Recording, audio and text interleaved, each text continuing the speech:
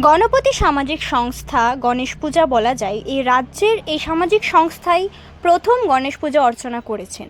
রাজ্যের মঙ্গল কামনায় গণপতি সামাজিক সংস্থার সম্পাদক সুকান্ত ঘোষ এই কথা জানান গতকালকের রাজ্যের জনপ্রিয় মুখ্যমন্ত্রী প্রফেসর ডক্টর মানিক সাহা।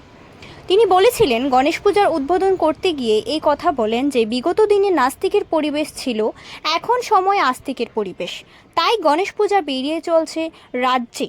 পাশাপাশি এই সামাজিক সংস্থা সামাজিক মূল কাজও করে থাকে। Bureau report, প্রীতিবার্তা।